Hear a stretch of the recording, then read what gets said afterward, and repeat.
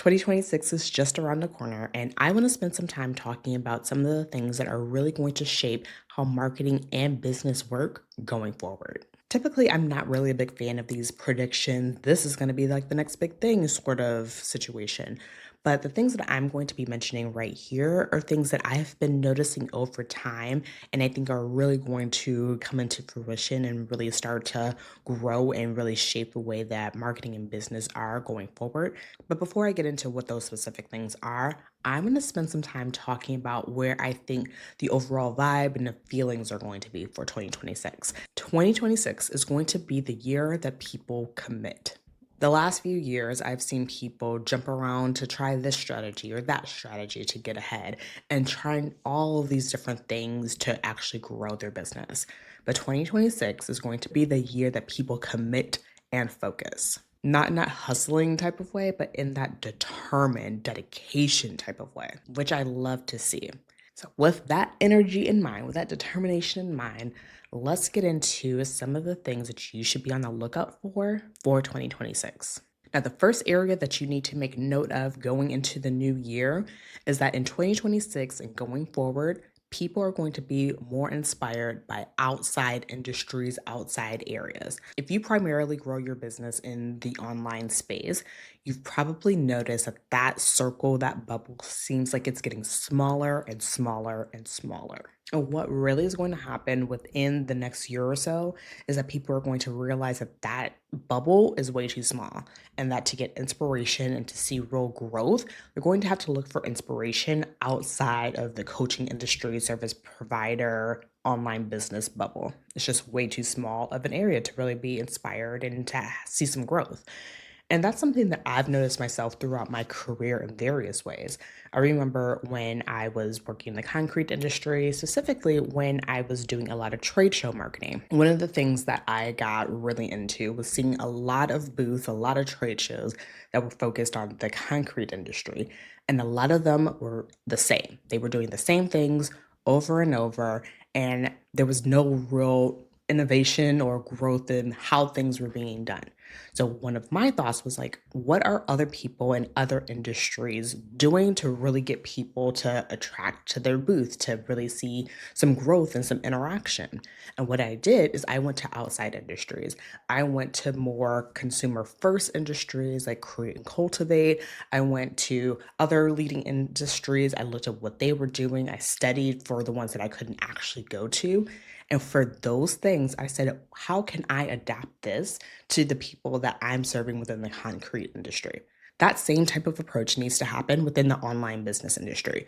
What are creators doing? What are people in the food industry doing? What are people doing in the products industry? What are those people doing that is really working, and how can that then be adapted to what you're doing? Inspiration is going to have to look from other different places and see how that can adapt. That is going to be the way that things grow and flourish for you as an individual business and also just for the industry as a whole. So, really take note for that for yourself. How can you be inspired from areas that you probably originally never would have thought of and see how you can adapt things that are working in one area and see how you can get that to work for yourself? That's really going to be huge within the next few years. Now, the second area that is really going to be big within the next few years is the rise of the personal brand. Now, you might be initially thinking, like, hasn't personal branding always kind of been a thing and a growth thing? Yes and no.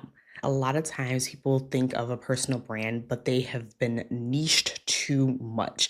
And so they're just like, I only talk about this one particular thing versus thinking of themselves as an overall brand for an identity, an ethos, group of values.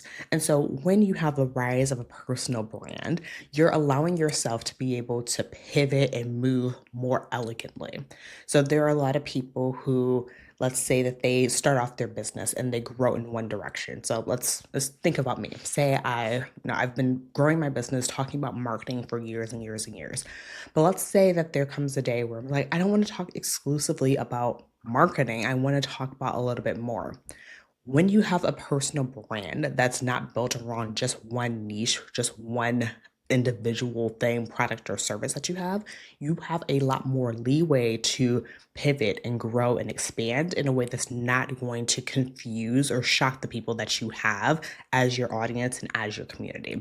So I think in 2026 and going forward, people who are, especially coaches, people who have been in the online space for some time now, they're probably feeling like, okay, I feel too pigeonholed. I feel like I can only talk about this one particular thing. And then there's this need to want to burn everything down and I have to start fresh and have to do all these other things. When really the focus should be on what is my personal brand? What are the things that I believe in and value? And how can I shape this so that no matter what type of pivot or angle I want to do, it makes total and complete sense with who I am and the brand that I've built. And so that it doesn't matter what niche or what other thing I want to pivot off to, it all is aligned and it all makes sense. I've seen this from clients who have come to me saying that, no, I've started off my career, I started off my business online, I started off my profile talking about this one particular thing. I want to go in this new direction, but I feel like everyone's going to be so confused. I feel like these people aren't going to come along with me. I feel like I need to purge my list, I need to purge everything, I need to create a new account. When you are establishing yourself as a personal brand, then you do not have to have those same type of worries. When you have the same values, when you have the same principles underlying everything that you do, everything will feel aligned and it's not as difficult to take those pivots and to make those switches. People will keep up and follow along with you. So if you were within a season where you're feeling like, "Ugh, I kind of want to change directions, but I feel like I can't do that," you feel trapped by your brand, think about cultivating and building for yourself a personal brand so you can have a lot more freedom within that direction. That's going to be something that I'm going to be doing more of in 2026 and going forward. And really, that's also in line with how the online space is really gravitating towards. It's not so much, here are some tips, here are some tricks for this thing that you are focusing on.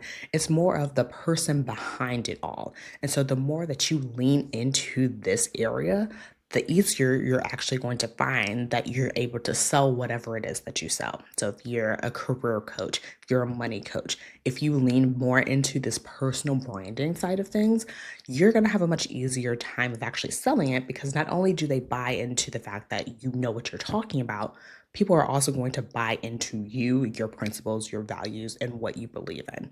So definitely, even if you don't go full on personal brand into 2026, absolutely adopt more of some of those principles in personal branding. And maybe I'll talk a little bit more about that in the future. That's definitely going to be something that you should include more of in your 2026 marketing mix. All right, so we covered being influenced by outside influences. We talked about personal branding. So the third area that people really need to focus on and look at are in-person events. So in the post-pandemic era, 2023 going forward, in-person events was a big buzzword. But the way that I'm thinking about events in 2026 is that it's going to be local. People are traveling all over the country, all over the world to go to these meetups and to these events. But I think that in 2026 and going forward, local events are going to be the thing that's really going to help you grow. I know so many people who are connected with and engaged with people in all different parts of the country and the world. But when it comes to people within their own city, within their own area, they are not familiar with who those people are and who are people that they could potentially tap into. Say, if you wanted to do your own little content day, or if you wanted to do your own shoot and you wanted to get people that are around you to kind of help you out. Yes, you know that you have a community in Dallas and you have a community in Chicago, but what about where you live right now? Tapping into local in person events is going to be a really big deal. And really, that's going to be a way that you're going to be able to grow your community and grow your potential audience of people who would want to work with you. I know several people who they have online business presences, but the way that they get so many of their clients is through local events. I say do not sleep on the power of a local event. Go to those and really tap into the community that you can have there, the resources that you can have there. So, yes, of course, go travel, go see your mentors, go do these meetups, around the country, around the world.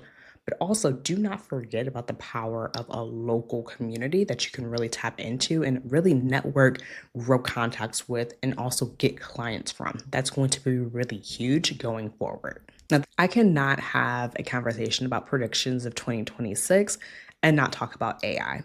And the big thing that I believe that 2026 is going to do is going to force people to have a line in the sand of how they do and do not use AI to grow and enhance their business. Now, for me as a marketer, I see all of the benefits of AI, putting together structures, proposals, helping to organize ideas.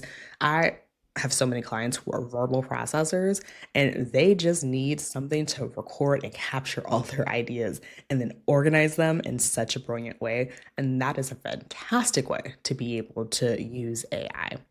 At the same time, my personal line in the sand is that there should not be an over reliance on the creative use of AI. I think that from brainstorming ideas for like, oh, what's a better subject line or what's a really good title for this? Brilliant ways of being able to use AI and speed up that process. But at the same time, there are skills, there are things that you should use your own brain for things. What I have seen is that there are people who will run every single thing, every single idea, every single everything that they do through AI and try to get AI's approval of things. And it's really more of a confidence booster of, well, ChatGPT told me that it was good. So like I feel good about it now. And really what it's allowing you to do is to outsource your own validation for things. And that is something that I absolutely do not want you to do. I want you to be able to stand 10 tones down and say, like, I don't care what ChatGPT said. I don't care what Claude said. Like, this is the idea that I want to go forward with.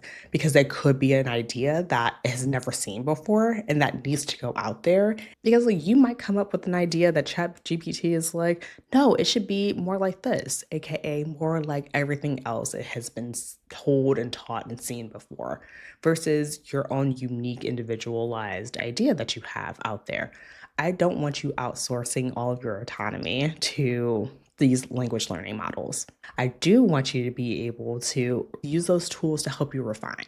So, like me, for instance, I know I'm going to have something long winded. If I'm writing a script for a reel or something, I know that unedited, I'm going to have that thing be at a 2 minute long thing. I know nobody's watching that either. What I know that I can do is I can write my own script, my own version of things, and then use ChatGPT or something like that to help me to refine it. I think that's a beautiful way of using that. Not saying like I have this idea right here, Claude, ChatGPT, come up with an entire script for me. I don't want you to use it in that way. I want you to still have your own personality, your own soul into things. And I want you to use ChatGPT and other tools like that to then help you to refine and make it sharper and very clear in that way. I don't want you outsourcing all of your creativity to some of these language learning models. That's my line in the sand. But what I need you to do in 2026 is come up with your opinion and your line of thinking for things. Because she might say, like, Danielle, absolutely no. That's not the way that I feel about that. And I want you to have that opinion and make your line in the sand. Now, you can always change it. Of course, people can always change their mind about things.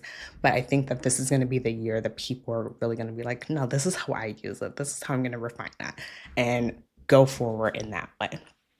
So, those are the big things that I'm seeing for 2026, being inspired by outside industries, the rise of the personal brand, the rise of in person experiences, especially local ones, and that line in the sand of how you will or will not be using AI in your business. So let me know of those things that I mentioned. What are the things that you're excited about taking more of a look at? Are you looking forward to potentially going and meeting more people in your community who are business owners? Are you interested in growing more of a personal brand? Are you ready to look for inspiration outside of the online coaching industry? Let me know by following me on Instagram at danielle.r.harris or following me on LinkedIn. I want to have a conversation. Let's go back and forth. And if you completely disagree with some of my takes, follow me along as well and let's have a chat. I would love to talk to you more about it. All right. Until next time, I'll talk to you soon.